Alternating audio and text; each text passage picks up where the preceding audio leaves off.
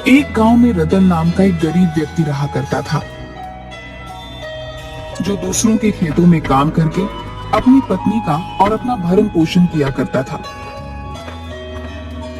एक दिन उसकी पत्नी सुनीता रोते हुए बोली, हमारे ऐसे हालात कब तक रहेंगे? पूरे गांव में सिर्फ हमारा ही घर ऐसा है जहाँ पर महीने में सिर्फ 15 दिन ही चूल्हा चलता है और बाकी के दिन भूखा सोना पड़ता है। चिंता मत करो सुनीता, तुम तो जानती हो कि मैं दिन रात दूसरों के खेतों में कितनी जी तोड़ मेहनत करता रहता हूँ। एक ना एक दिन हमारा वक्त भी जरूर बदलेगा। आप कब तक ऐसे ही दूसरों के खेतों में काम करते रहेंगे? कोई ढंग का काम क्यों नहीं ढूंढ लेते? मैं आपसे और स्त्रियों की तरह सोना चांदी नहीं मांगती, मैं बस इतना चाहती हूँ कि हम दोनों को पेट भर के भोजन तो मिल सके। ठीक है सुनीता, मैं आज दूसरे काम की तलाश करता हूँ। रतन कई दिन तक गांव में भटकता रहा, मगर किसी ने उसे काम नहीं दिया।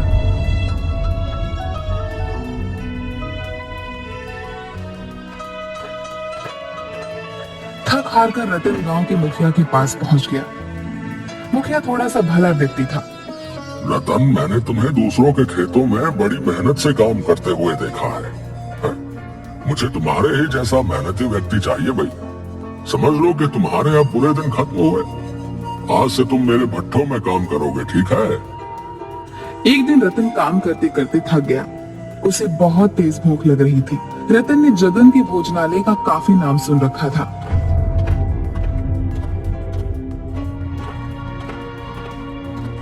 रतन जगन के ढाबे पर पहुंच गया।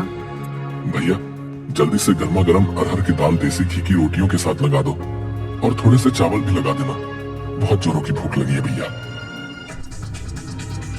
अरे, दाल में तो बहुत अच्छी अच्छी खुशबू आ रही है और साथ में देसी घी की रोटियां भी हैं। आज तो खाकर मजा ही आ जाएगा। कुछ ही देर में रतन सारी प्लेट साफ कर गया और कालू से बोला, अब कितने पैसे हुए भैया? आपने अरहर की दाल, देसी घी की रोटियां और चावल खाए हैं। कुल मिलाकर आपके पैसे हुए 1000 रुपए। क्या क्या बकवास कर रहे हो तुम?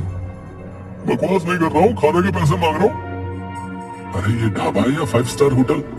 इतना महंगा तो खाना शहर के रेस्टोरेंट में भी नहीं मिलता। मैं तो समझ रहा था कि इस ढाबे में खाना और ढाबे की तरह मिलता होगा।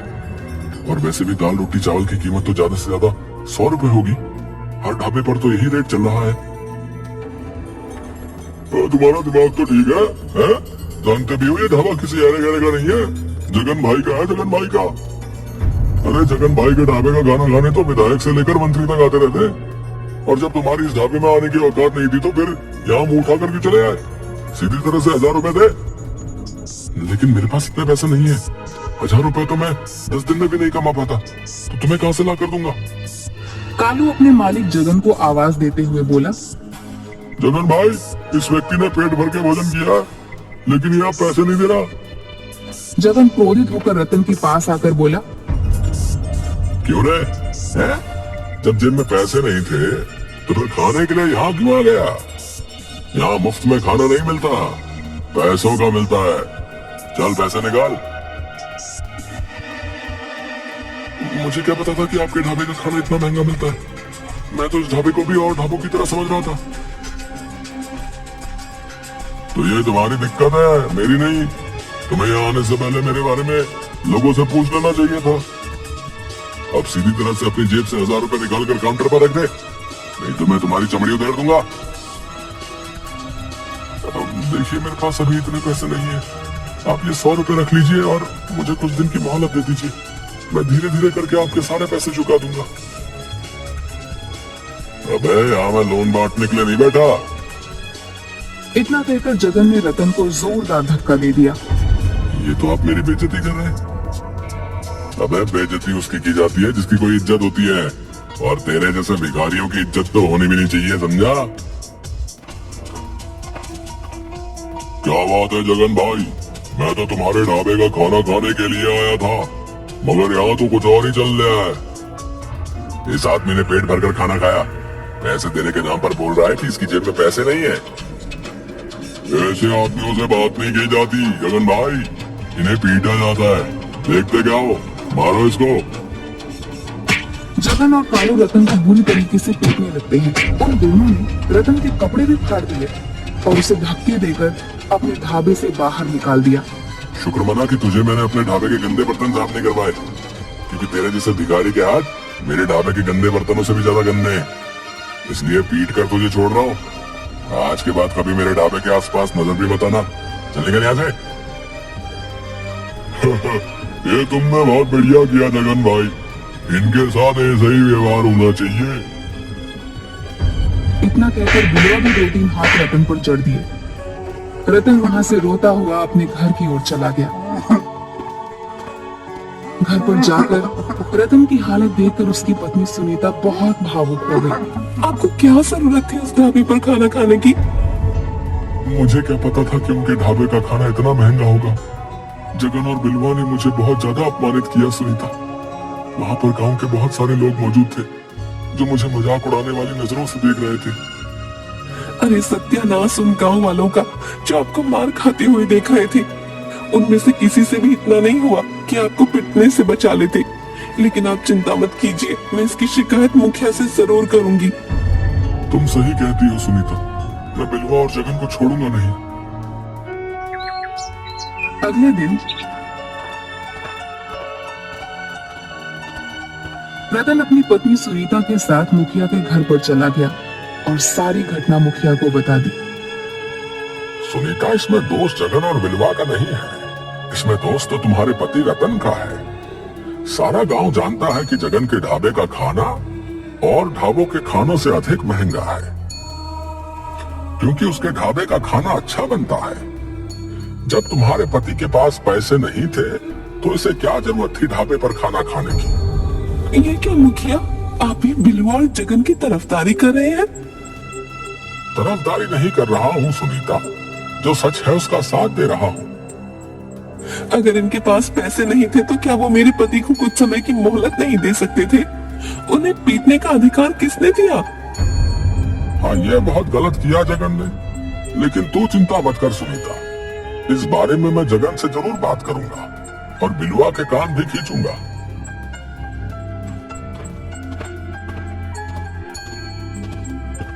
मुझे नहीं लगता कि मुखिया कुछ करेगा। साफ साफ दिखाई दे रहा था सुनीता कि मुखिया बिलवा और जगन के पक्ष में बोल रहा था, लेकिन मैं अपने अपमान का बदला जरूर लूंगा सुनीता, मैं चुप नहीं बैठूंगा। तो आप क्या करेंगे? आप अच्छी तरह से जानते हैं कि जगन धनवान है और उसके गांव में अच्छी जान पहचान भी है, और आपकी पहचान गांव में सिर्फ एक मजदूर की है। अरे हम दोनों के पास तो खुद की खेती भी नहीं है, हम दोनों तो खुद दूसरों के खेतों पर काम करके अपना पेट पालते हैं। जो भी हो सुनीता, अब मैं गरीब हूं तो इसका मतलब ये नहीं कि मैं चुप हो जाऊं। आज अगर मैं चुप हो गया और मैंने कुछ नहीं किया तो गरीबों के मुंह पर एक तमाचा होगा। मैं बिलवा और जगन को दिखा दूंगा कि अगर गरीब अपनी पर आ जाए तो क्या नहीं कर सकता। इतना कहकर रतन क्रोधित होकर घर से निकल गया। इधर मुखिया जगन के ढाबे पर पहुंचकर बोला, तुम्हारी बड़ी शिकायतें आ रही हैं जगन। किसकी इतनी मजाल जो मेरी शिकायत आपसे करे? कल तुमने रतन को बुरी तरह से पीटा था ना, वो अपनी पत्नी सुनीता के साथ तुम्हारी शिकायत लेकर आया था मेरे पास। अरे तो उसने पिटने वाले काम भी किए थे मुखिया जी। आप ही बताइए, मेरे ढाबे पर आकर अरहर की दाल देसी घी की रोटियां तो बड़े चाव से खाई, और जब पैसे देने का नंबर आया तो अंगूठा दिखाने लगा। जो भी हो जगन, लेकिन तुम्हें उसे पीटना नहीं चाहिए था। और तुम्हारे ढाबे पर सिर्फ रतन ही नहीं बल्कि और भी न जाने कितने लोग आए दिन पिट कर जाते हैं। तुम्हारा ये दुर्व्यवहार कहीं किसी दिन तुम्हारे ऊपर भारी ना पड़ जाए। आपके होते हुए मेरे दोस्त जगन पर कोई माई का लाल हाथ लगाने की हिम्मत करेगा मुखिया जी? और फिर मत भूलिए कि जगन का दोस्त मैं भी हूँ। मेरे होते हुए गांव में किसकी हिम्मत जो जगन के खिलाफ आवाज उठा सके? इसी बात का तो डर है बिलवा कि तुम जगन के दोस्त हो। अब ये सब बातें छोड़िए मुखिया जी, मैं आपको अपने ढाबे पर मुफ्त खाना इसलिए नहीं खिलाता कि आप गांव वालों की शिकायत लेकर मेरे ही पास आए। देखो जगन, मैं तुम्हें सिर्फ समझाने आया हूँ। तुम क्यों नहीं समझते कि आज का दौर सोशल मीडिया का दौर है? कहीं किसी दिन किसी ने तुम्हारे गरीबों के साथ दुर्व्यवहार का वीडियो बनाकर फेसबुक पर अपलोड कर दिया तो लेने के देने पड़ जाएंगे, फिर मैं भी कुछ नहीं कर पाऊंगा। इतना कहकर मुखिया वहां से चला गया। सुनीता रात को अपने पति का इंतजार कर रही थी। आधी रात होने को आई थी, मगर रतन अपने घर नहीं आया था। रतन रात में जंगल के एक पेड़ के नीचे गहरी सोच में बैठा हुआ था कि तभी उसके कानों में एक व्यक्ति की आवाज टकराई। काफी देर हो गई है तुम्हें यहाँ पर बैठे हुए। पिछले 6 घंटे से देख रहा हूँ कि तुम इसी पेड़ के नीचे गहरी सोच में बैठे हुए हो। कौन है आप और इतनी रात को इस जंगल में क्या कर रहे हैं? ये सवाल तो मुझे तुमसे करना चाहिए कि कौन हो तुम और इतनी रात में इस जंगल में क्या कर रहे हो? मैं आपकी बात का मतलब नहीं समझा। मतलब बाद में समझना। तुम्हारा चेहरा देखकर साफ साफ मालूम पड़ रहा है कि तुमने सुबह से कुछ नहीं खाया, तुम बहुत भूखे हो। इतना कहकर उस नौजवान ने एक थाली रतन के सामने रख दी। रतन ने देखा कि उस थाली में सब उसकी ही पसंद के व्यंजन रखे हुए थे। सोचो मत, खाना शुरू कर लो। रतन को सच में वाकई बहुत भूख लगी थी। रतन खाने ही वाला था कि तभी उसे कुछ याद आ गया। नहीं चाहिए भाई, मैं घर पर जाकर अपनी पत्नी के हाथ का बना हुआ ही खाना खाऊंगा। मुझे अच्छा खाना खाने का कोई अधिकार नहीं। ये कैसी बातें कर रहे हो तुम? मैं तुम्हारा ये खाना खाऊंगा, तुम मुझसे पैसे मांगोगे और वो मेरे पास तुम्हें देने के लिए नहीं है। नहीं भाई, मुझे तुमसे कोई पैसे नहीं चाहिए। तुम पहले आराम से खाना खाओ और फिर मुझे बताओ कि तुम किस गहरी सोच में डूबे हुए थे। हो सकता है कि मैं तुम्हारी कोई मदद कर सकूं।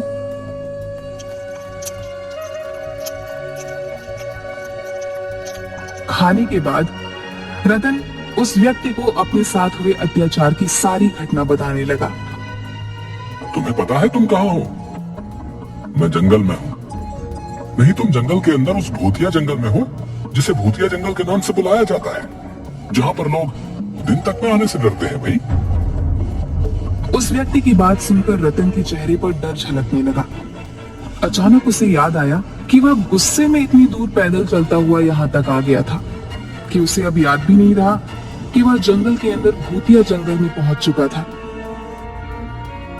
डरो मत, हम कोई भूत प्रेत पिशाच नहीं है।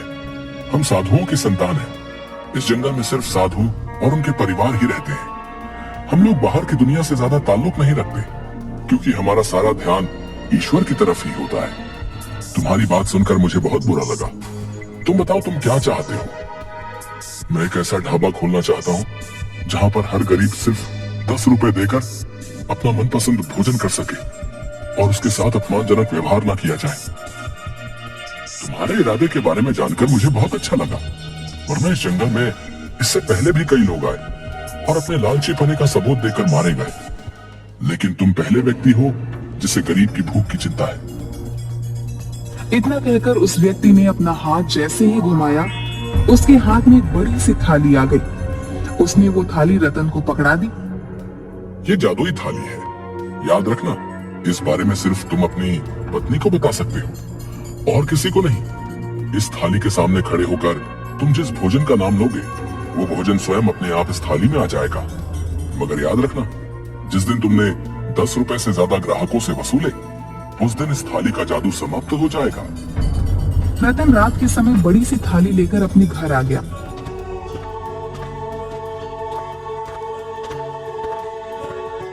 ये क्या है? रतन ने सारी घटना सुनीता को बता दी। मैं तो अब तक यही समझती थी कि उस जंगल में भूत प्रेत रहते हैं। तुम नहीं, पूरा गांव यही समझता था सुनीता।